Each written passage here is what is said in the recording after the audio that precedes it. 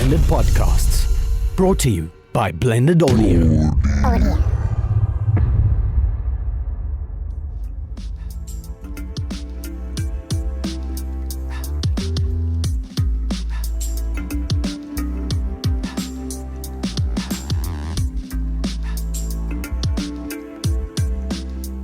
Hello and welcome to Centre Stage, the South African Film and Theatre Podcast. I'm your host, Peter Bates. And I'm here too. I'm Alistair. And today, Alistair, we are talking about copyright.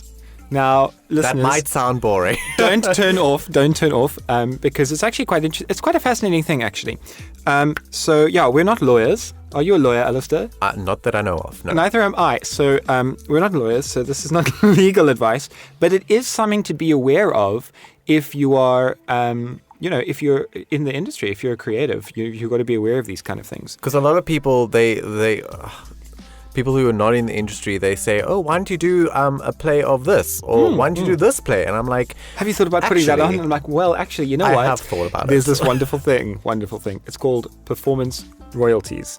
And in fact, that is kind of expensive for well-known stuff. In fact, we were looking at what was it?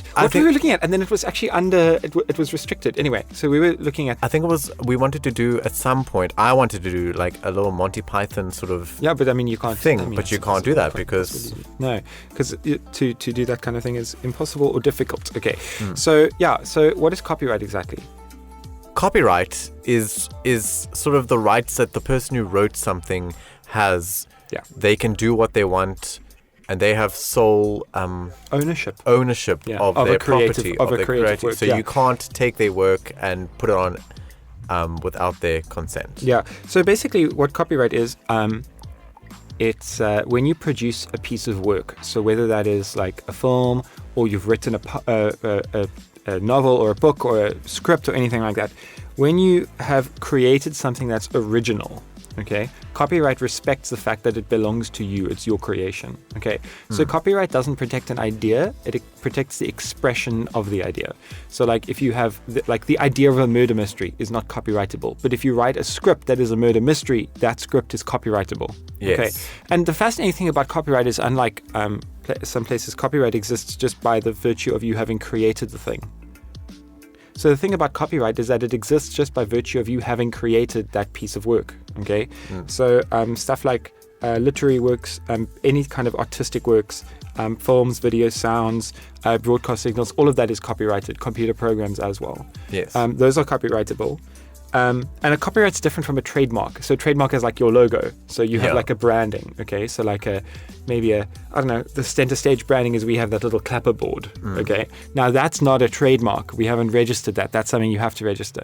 But like your production company, okay, that will have a trademark and a name, and those things are trademarked and registered.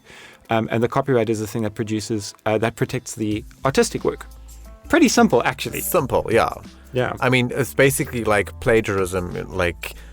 Yeah, if you know what plagiarism is, then you know sort of what copyright is. You can't take someone else's work and put it on as your own.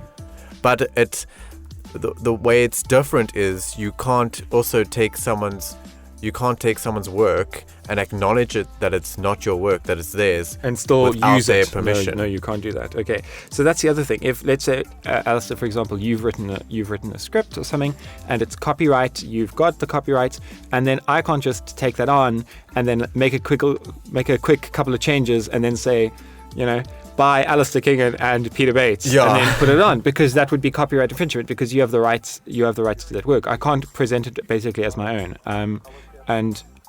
You've got to, obviously it depends on the license that you release something under. Okay, so you can charge performance royalties for something that you've copyrighted. And if you've ever looked at, there's some big commercial sites, websites and commercial companies that manage copyright. Delro in South Africa.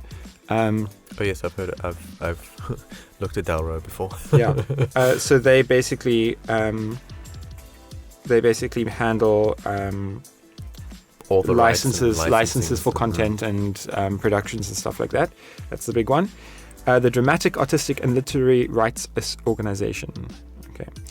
And the thing about these rights is they're quite expensive sometimes, especially for theatre at least, for the big shows.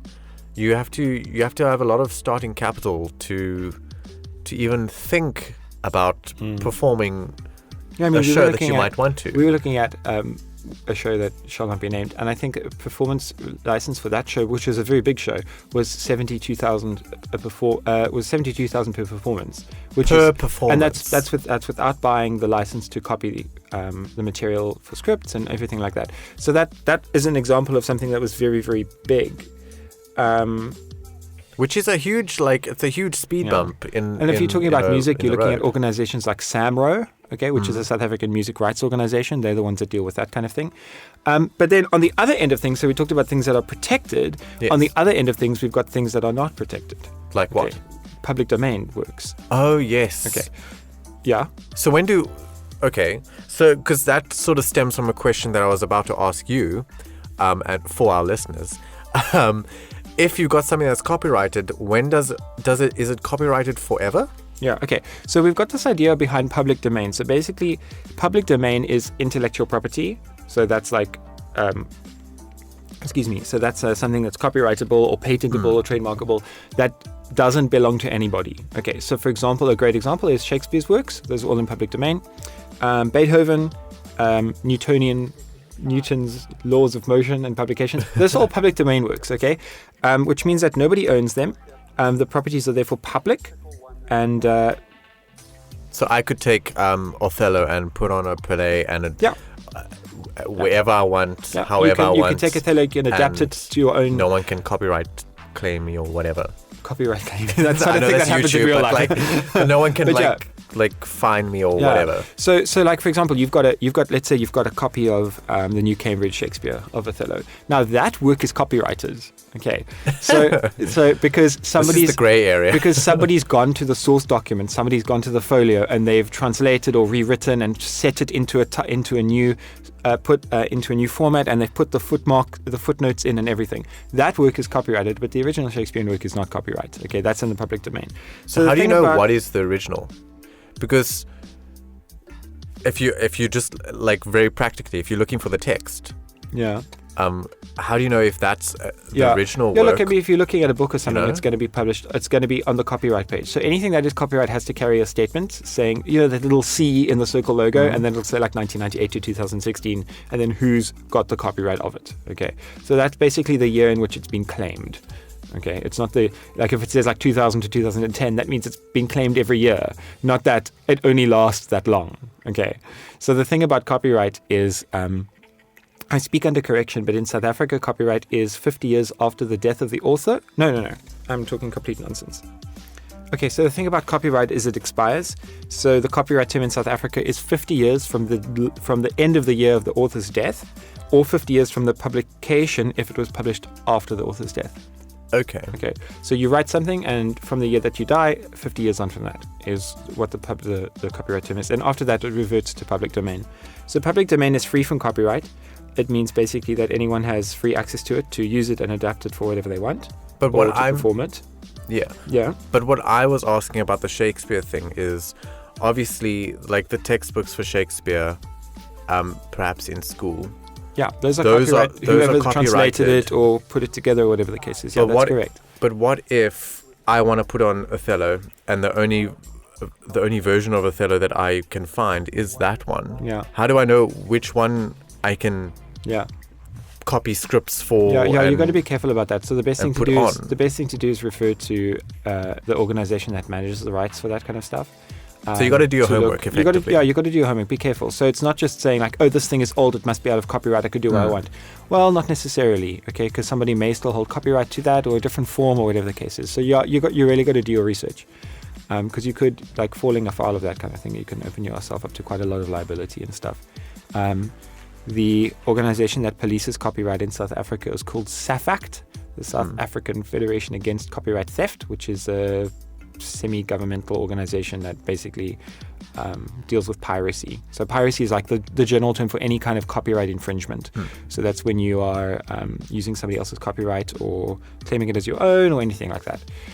They also keep a database of things that are public domain, which is basically open access. So you could check with them as well. They'll be able to help you out there. So it's something you've got to be careful of. The other thing is there's this idea that is called fair use. Have you heard of that? I have. Yeah. but enlighten me. Okay, so fair use is basically, well, they call it fair use in the US, but in South Africa they've called it fair dealing. Okay, so basically, if there is something that's copyrighted, so a script or a piece of music or something, you actually are allowed to use a certain proportion of that work. Okay, so like you could take an excerpt from a song or an extract from a book or a poem or something like that, and you can actually use it in a separate work without having to pay royalties or anything. But the thing about that is... Who determines how much of it? Okay, so that's the thing. It's not like the law says you may use 30 seconds of a song and 10 lines of poetry. It doesn't say that. So it's kind of judged on a case-by-case basis because, in South Africa, it's case law. So basically, if it's judged on a case-by-case basis, and it's guided by the Copyright Act. So basically, if it's for research or for your own private study, or for the personal use of you. So if it's just for yourself, your own personal use or private study, then you can use, that falls under fair dealing. If you're criticizing or reviewing work, that's fine too. So if you like you're into YouTube and you're doing YouTube videos and you use a piece of a movie and then you like add to it, you criticize and you comment on it and you use that as part of your criticism, you could do that as well. But the thing is, it's got to be a reasonable proportion. It can't be like you reproduce the whole movie and then you add like one or two lines at the end. Like that's not reasonable because you didn't have to use the whole movie. Yeah. If you want to report current events like in a newspaper or broadcasting or something like that, you're allowed to use copyrighted works, so that kind of stuff too. And then the thing is, you have to mention the source and the author's name as well. Yeah. Okay. So it's sort of like referencing in academics. Like yeah. You've got to show where you got this information from. So, talking about rights, and fair use and all of that, I did not even think of this before I saw some articles about it. But I wanted to branch off and talk about life rights. Do you know what life rights are? No. Oh, like the right to somebody's life story and stuff. Yeah. Okay, yeah. Because that's a very interesting topic. Can you just take a story that you've heard from someone, maybe you know them, maybe they're famous, and you want to make a movie about it, like a based on a true story sort of movie, or a play, or a book, or something? Do you need their consent, their permission? So do you need consent to what, like fictionalize somebody's life? Is that what you're asking?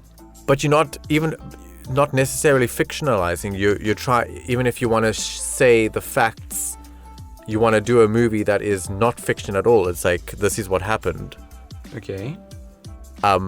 Do you need the life rights for the thing? And through research, the answer is actually no, which is interesting. Really? So you actually, but I'm sure it's got like the facts are not. Because the like argument the facts behind of what it happened is are not copyrightable. the facts are not copyrightable because if they're in public domain. Like if in the sense of if they have been reported on about in newspapers, if people are talking about it, and all that sort of stuff. Like facts can't be copyrighted. Like you were saying, Newton's third law of whatever, that's not copyrightable. Yeah. That's in public domain. So they take that to the extreme. So saying if you know all the facts, then all you're doing in your show or film or whatever is stating the facts in a unique story. The issue comes in is if you take someone who's told you the story of their life and you reproduce it word for word or in the same way that they have expressed it. Okay. That's an issue. So like these based off of true stories, like, it always says like at the beginning of a movie or something, based off of a true story. Yes. So there's got to be like a fictionalization element. I think there's got to be the sort of element of like, it says based on a true story. It doesn't say this is a true story, So even if 99.9% of the movie is complete fact and it actually did happen, there's always this idea that there might be something that's a little bit not true. Yeah. So they can sort of get around that restriction. Restriction. I suppose, especially when you're doing something about a person who's currently alive, you're going to worry about stuff like slander. Like depicting them in a negative light or something. But also that Like how much of a worry is that's also that? blurry because some countries have like slandering laws and some don't. And also what slandering is also very subjective. This is a piece of art. Like depicting someone in a negative manner, I'm sure that's kind of what we're talking about here. And Yeah, but what if they that is are I know, terrible like people? if what? What if they like terrible people? Like what if they were the villain in the story that you're talking? And you then see, but again, Alice, relay you hit it those on the head facts. earlier when you said that this is subjective. Well, you see, this is the thing. So now everyone gets so confused about these laws because, like, what is slander and defamation and what is libel in one Exactly. place is not necessarily in another. Truth is the absolute defense. Is that true or not? Is it up to the person who's defending or the person who is making the claim to prove what they're saying is right or wrong? So it actually really, really varies depending on what jurisdiction you're in. So I think in South Africa, The point So in South Africa, it's called defamation. So if you basically make a statement that makes a person, that injures a person's public image, that is not true. That's a serious problem. Okay. But what if it is true? So so if it is true, can someone, if you've made like maybe a film about something that they did in their lives, but it's factually true, like there's police records and whatever. It's okay because if it's true and if it's in the public interest. They can't. Yeah. If it's true and if it's in the public interest, that's the test for defamation. And if it is true and if it is in the public interest, then it's fine. But if it is true and it's for selfish reasons or because you want to make someone look bad, then it's not okay. If it's not true, then it's not okay, right? Yeah. So be careful what you say. Yeah, I think it's quite a complicated legal minefield. And look, I'm not a lawyer. I can't tell you what's right and what's wrong. Alistair, you're not either. You can't say what's right or what's wrong. But we can say that it is a complex area, and you have to be aware of it, especially when it comes down to copyright. Because you have to be aware. You can get into a lot of trouble if you don't. I think that's the biggest takeaway from this episode, I think, actually, is you might think something is straightforward, but you've actually got to do a little bit of research and see what you can or can't do. Exactly. Because you don't want to end up getting sued into oblivion. Yeah. I know what you're saying. Okay, so hopefully, viewers, that has helped you a little bit with your ideas and thoughts and what you're going to do. Don't be discouraged. No, don't be discouraged. By all means, go ahead and write your little hearts out. Perform, act, dance, sing, do all those kind of great things, because that's what we need. We need more creators who are willing and prepared and going for it. But thank you for listening, and thanks for being with us. Tune in next week. And we will see you then. King Media Productions Centre Stage is a South African film and theatre podcast hosted by Alistair King and Daniels and Peter Bates and produced with the generous assistance of Blended Podcasts, brought to you by Blended Audio.